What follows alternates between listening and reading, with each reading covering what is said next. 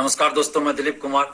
दोस्तों, आज देर शाम बीएसएससी ने फिर से एक नोटिस जारी किया है जिसमें 14 दिसंबर को होने वाली काउंसलिंग को स्थगित कर दिया गया है और इसमें पटना हाई कोर्ट में चल रहे केस का जिक्र किया गया है। और मैं कई बार इस बात से आप लोगों को सावधान करता रहा हूं कि आप लोग इस बहाली को जल्द पूरा करवाने के लिए जब भी आंदोलन होता है आप लोग बढ़ चढ़ कर हिस्सा लीजिए, घर बैठे मत रहिए। लेकिन आप लोग में से अधिकांश लोग घर ही बैठे रहते हैं और आंदोलन में नहीं आते हैं। 15 नवंबर को भी जब हम लोगों ने आंदोलन किया था, उससे पहले हमने चीख चीख कर चिल्ला चिल्ला कर आप लोगों से कहा था कि आप लोग 15 नवंबर के आंदोलन में आइए, नहीं तो बीएसएससी मनमानी करेगी। क्योंकि नीतीश सरकार और बीएसएससी की मंशा ही है कि इस बहाली को लटका के रखे और इस बहाली को पूरा नहीं करना है। लेकिन आप लोग घर बैठे रहते हैं, आंदोलन में नहीं आते हैं और उसी का आज देखिए परिणाम दिख रहा है कि बीएसएससी जानबूझकर बीएसएससी लेट लतीफी कर रही है। और दूसरी तरफ जो डॉक्यूमेंट्स आपसे मांगा जा रहा है वो सिर्फ और सिर्फ इसलिए ऐसा किया गया है ताकि विज्ञापन से बाहर जाकर वो काउंसलिंग करवाए और कुछ लोग इसमें कोर्ट चले जाए और बहाली पे रोक लग जाए।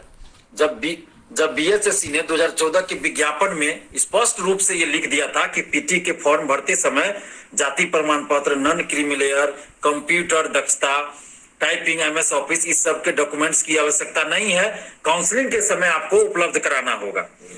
तो फिर अभी क्यों विज्ञापन से बाहर जाकर काउंसलिंग में ये कहा जा रहा है कि काउंसलिंग में आपको 2014 का जो डेट था फॉर्म भरने का अंतिम तिथि था उससे पहले का डॉक्यूमेंट्स चाहिए। तो आप इस साजिश को समझिए। मैंने आज दोपहर में भी जो वीडियो बनाया था उसमें भी मैंने ये बात कही थी कि एक साजिश है। इस साजिश को समझिए। साजिश यही है कि विज्ञापन से बाहर जाकर काउंसलिंग करवा ले ताकि कुछ छात्र जो है कोर्ट में चले जाए और मामला लटक जाए और बहाली लटक जाए।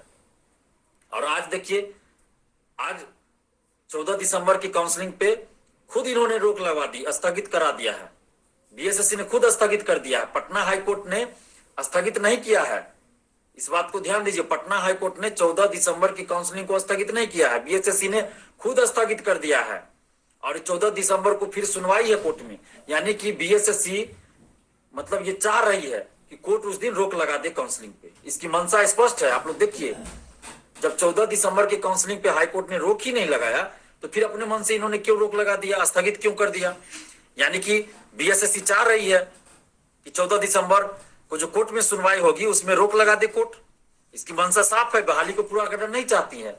और हम बार बार आप लोगों से कह रहे हैं, जो 53,000 स्टूडेंट्स आप लोग हैं, कि आप लोग एकजुट होकर लड़िए, नहीं तो ये बहाली लटक जाएगी। हम बार बार आप लोगों से कह रहे हैं, इस बात को समझिए। और उसके बाद काउंसलिंग के लिए दूसरा लिस्ट जारी हो, द्वितीय लिस्ट जारी हो। हम ये सभी डिमांड कर रहे हैं और कल के आंदोलन में भी ये सभी डिमांड रहेगा। और जाति प्रमाण पत्र, नॉन क्रीमिलेयर सर्टिफिकेट, कंप्यूटर दक्षता, टाइपिंग, एमएस ऑफिस, ये सभी का प्रमाण पत्र जो है 2014 का नहीं लेके वर्तमान का लिया जाए, क्योंकि विज्ञापन में ये सब का जिक्र था ही नहीं। तो विज्ञापन से बाहर जाकर कोई भी आयोग भर्ती पूरा नहीं कर सकता है, ये सच्चाई है। इस चीज को आप लोग भी समझिए। तो इसलिए आपस में मत आप लोग लड़िए। जो मैं देख रहा हूं पिछले 3-4 दिनों से कि आपस में ही आप लोग बहुत सारे लोग लड़ रहे हैं, तो आपस में मत लड़िए, नहीं तो ये बहाली ही पूरा नहीं होगी। इस बात को समझिए, क्योंकि सरकार चाह रही है कि ये बहाली किसी न किसी बहाने लटकी रहे। तो आप लोग जितने भी स्टूडेंट्स हैं सभी लोग आइए। अगर आप लोग चाहते हैं कि ये बहाली जल्द पूरी हो, जल्द काउंसलिंग हो जाए, जल्द पूरी हो, तो आप सभी को एकजुट होकर लड़ना होगा। नहीं तो फिर ये बहाली पूरा होने वाली नहीं लग रही है जल्द, ये 2 साल 3 साल आगे और चल जाएगी। मैं बार बार आप लोग को आगाह करता रहा हूं। और आप देखिए, इस 6-7 दिसंबर को कोर्ट में सुनवाई होनी थी। बीएसएससी चाहती तो 2 दिसंबर से काउंसलिंग करवा सकती थी, लेकिन नहीं करवाई, जबकि उनको पहले से पता था कि 6-7 दिसंबर को कोर्ट में सुनवाई है इस मैटर पे। अगर वो चाहती तो 2 दिसंबर से काउंसलिंग करवा सकती थी, या नवंबर प्रथम सप्ताह में भी काउंसलिंग करवा सकती थी कोर्ट की सुनवाई से पहले ही। लेकिन बीएसएससी ने ऐसा नहीं किया। अब जब 14 तारीख का डेट दिया हुआ है कि 14 तारीख को कोर्ट में सुनवाई है, तब बीएसएससी ने कैसे 7 तारीख को ही जारी किया कि 14 तारीख से काउंसलिंग करवाएंगे? यानी कि कोर्ट में सुनवाई है और उसी दिन से काउंसलिंग की तारीख भी दे दिया, और फिर आज कैंसिल भी कर दिया उसको कि 14 तारीख को अब काउंसलिंग नहीं होगा, स्थगित कर दिया गया। तो आप सोचिए कि बीएसएससी की मंशा क्या है। बीएसएससी की मंशा साफ है, बहाली को पूरा नहीं करना। इस बात को आप लोग समझिए। हम आप लोगों के साथ पहले भी थे, अभी भी हैं। जो 53,000 आप लोग स्टूडेंट्स हैं, आप सभी के लिए हम कह रहे हैं कि आप सभी लोग एकजुट होकर लड़िए। इसमें ये मत देखिए कि काउंसलिंग लिस्ट में मेरा नाम आ गया तो हम ये हो गए, काउंसलिंग लिस्ट में नाम नहीं आया तो हम क्यों लड़े, ऐसा मत सोचिए। काउंसलिंग लिस्ट में जिनका नाम आ भी गया है अभी, तो वो अपने आप को ये कंफर्म मत समझिए 100% कि आपकी नौकरी पक्की ही हो गई। ये ऐसी बात नहीं है। अभी बहुत बीएसएससी बहुत खेला करने वाली है। तो इसीलिए जो असफल भी है काउंसलिंग लिस्ट में आने से, वो आने में वो लोग भी लड़िए, और जो आ गए हैं उनको भी लड़ना है, दोनों को मिलकर लड़ना है, तभी द्वितीय काउंसलिंग लिस्ट भी जारी होगा। नहीं तो फिर दूसरा काउंसलिंग लिस्ट भी जारी करने वाली नहीं है बीएसएससी। तो हम इस चीज के लिए मांग पहले भी करते रहे हैं और अभी भी कर रहे हैं कि पारदर्शिता लाई जाए, सभी का मार्क्स जारी हो, कटअप जारी हो, रैंक लिस्ट जारी हो। और ये जो केस चल रहा है पीटी वाला, ये इसी मैटर पे है कि मार्क्स जारी नहीं किया गया, ना कटअप दिया गया, ना रैंक लिस्ट, ना किसी का कुछ ओएमआर शीट दिया गया, ना आंसर की दिया गया। इसी मैटर पे मुझे जैसा लगता है इसी मैटर पे केस होगा।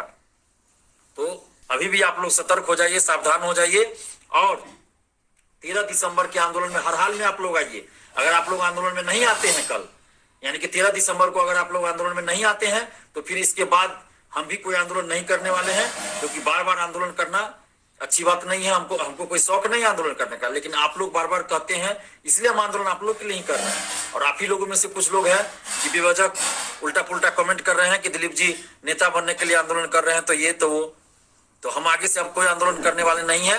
अगर कल आप लोग नहीं आते हैं तो इसके बाद इस बहाली के लिए हम आगे से कोई आंदोलन नहीं करने वाले हैं, क्योंकि आप लोग घर बैठे रहते हैं, नौकरी आप लोग को लेनी है, और आप ही लोग घर बैठे रहते हैं। आप लोग को इतना समझना चाहिए, सोचना चाहिए कि आप लोग को नौकरी लेनी है, उसके बाद भी आप घर बैठे रहते हैं, तो फिर कैसे काम चलेगा।